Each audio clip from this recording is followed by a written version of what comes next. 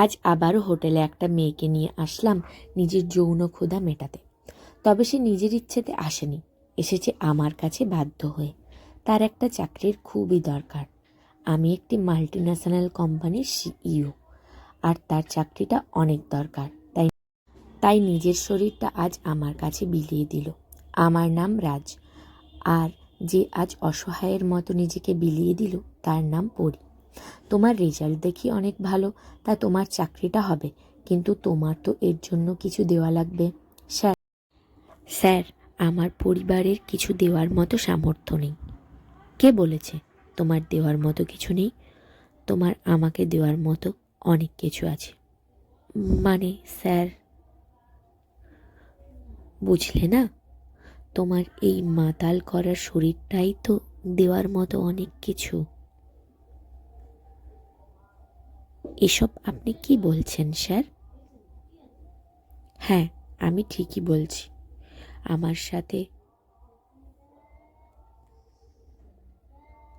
আমার সাথে শুধু এক রাত থাকলেই তোমার চাকরি হবে। না স্যার, এটা সম্ভব না। তুমি ভেবে দেখো, এত বড় কোম্পানিতে চাকরি করতে পারবে? স্যার, আমার চাকরিটা অনেক দরকার, আমি এসব করতে পারবো না। যদি না পারো তবে চলে যাও। স্যার, আমি এসব করতে পারবো না। তবে এখান থেকে চলে যাও, তোমার কোনো চাকরি হবে না। তারপর কিছু সময় পরি চুপ করে থাকে। তারপর আমি বলে উঠি, কি বলেছি শুনতে পাওনি? চলে যাও। স্যার, আমি রাজি আপনার কথা শুনতে। সত্যি বলছো? জি স্যার, আমি আপনার সাথে থাকতে রাজি, শুধু আমাকে চাকরিটা দিন। এই তো বুদ্ধিমান মেয়ের মতো কথা। তবে আজ আমার সাথে হোটেলে চলো। স্যার, আজ নয়, কাল যাব। আবার কাল কেন? আজ গেলে কি সমস্যা? না স্যার, আজকে আপনার সাথে থাকবো। আচ্ছা, তা বেশ, কাল কিন্তু আসবে। তারপর চেয়ার থেকে উঠে তার কাছে গিয়ে তার গায়ে হাত দিলাম। সাথে সাথে যেন তার শরীরটা কেঁপে উঠল। কি করছেন স্যার এসব? কেন, বোঝো না বুঝি কি করছি? তোমার এই লোভনীয় শরীরটা আমায় মাতাল করে দিচ্ছে। ছাড়ুন স্যার, এটা অফিস, সবাই দেখছে। কে দেখবে বলো তো? এখানে শুধু তুমি আর আমি। তারপর সে এক প্রকার জোর করে আমার থেকে নিজেকে ছাড়িয়ে নেয়। তারপর তার কাগজগুলো তার ফাইলে ঢোকাতে থাকে।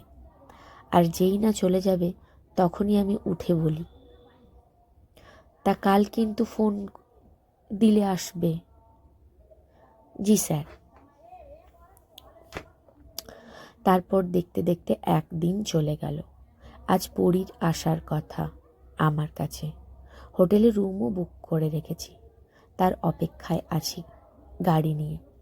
তারপর সে এলো। আজ তাকে দেখে যেন আরও বেশি সুন্দর লাগছে, নিজেকে যেন কন্ট্রোল করতে পারছি না। তারপর তাকে গাড়িতে নিয়ে উঠলাম আর তাকে নিয়ে হোটেলে নিয়ে গেলাম। তারপর সে বলল, স্যার, আমার চাকরিটা হবে তো?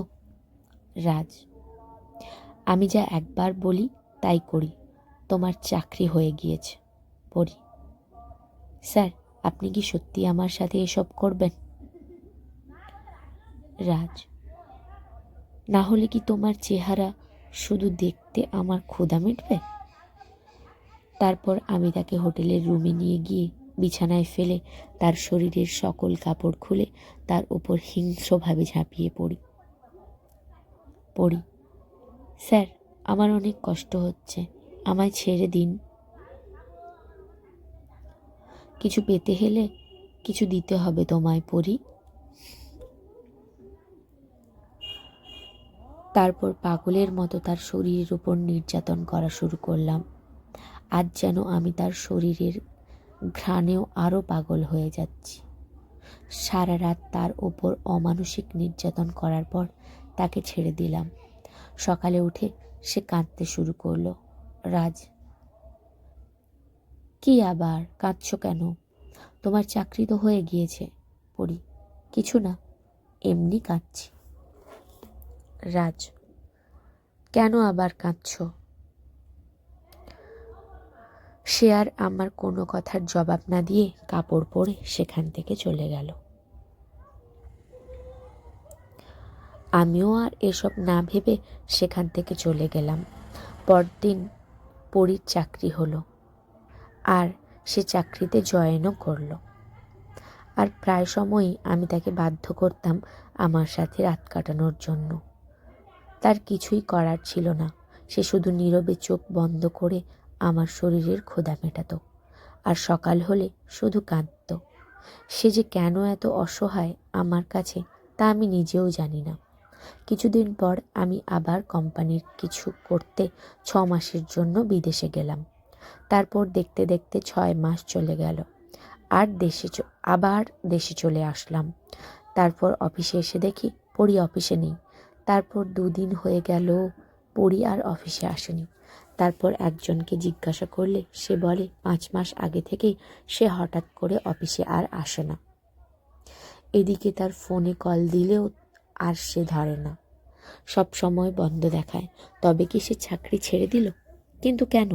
তারপর দেখতে দেখতে আরও 3 মাস চলে গেল, আর আমি তার কথা অনেকটা ভুলে গেলাম। কিছুদিন পর আমার এক বন্ধুর মা একটু অসুস্থ বলে তাকে দেখতে হাসপাতালে গিয়েছিলাম। পরে আসার সময় হঠাৎ হাসপাতালের একটা রুমে দেখতে পাই পরীকে। তারপর আমি সাথে সাথে সেখানে যাই। গিয়ে দেখি একটা ছোট বাচ্চা পরীর পাশে বসে কাঁদছে। বাচ্চাটা দেখতে এত সুন্দর যা বলার বাইরে। তারপর আমি ডাক্তারকে বললাম, পরীর কি হয়েছে? তারপর ডাক্তার যা বলল তা শুনে আমার পা থেকে যেন সরে গেল। ডাক্তার বলল, পরীর নাকি ব্লাড ক্যান্সার, আর সে নাকি তা 1 বছর ধরে ভুগছে। আর ছোট্ট বাচ্চাটি হলো পরীর ছেলে, যার বয়স 4 বছর। আর পরী 5 বছর আগে একটা ছেলেকে বিয়ে করেছিল। তার পরিবার অনেক বড়লোক ছিল বলে তাদের এই বিয়ে পরীর বাবা মা মেনে নেয়নি। কিন্তু সে 3 বছর আগে মারা যায়, আর এখন পরী তার এই 4 বছরের ছেলেকে নিয়ে আছে। কিন্তু সে 15 দিন আগে কোমায় চলে যায়, আর তার বেঁচে থাকার সম্ভাবনা খুবই কম, হয়তোবা আর কিছুদিন বাঁচতে পারে। এসব কথাগুলো যেন শুনে আর চোখের পানি ধরে রাখতে পারলাম না। এজন্যই হয়তোবা সে এত অসহায় ছিল, তার জীবন ঘিরে শুধুই বেদনা ছিল। তারপর তার ছেলেকে কোলে নিয়ে আদুরে গলায় বললাম, বাবা, তুমি কাঁদছো কেন? তোমার কি হয়েছে? তোমার মা ভালো হয়ে যাবে। তখন ছেলেটি বলে ওঠে, জানো, আমার মা বলেছিল আমায় নিয়ে পার্কে গিয়ে একসাথে খেলবে, কিন্তু আজও আমার সাথে খেললো না। তার এই কথা শুনে অনেক কান্না করলাম। আর আজ আবার মনে পড়ল সেদিন পড়ে বলেছিল তার চাকরিটা খুবই দরকার, কিন্তু কেন তা কখনো বলেনি। কারণ তাকে যে কেউ ভালোবাসে না, সবাই ভালোবাসে তার শরীরটাকে।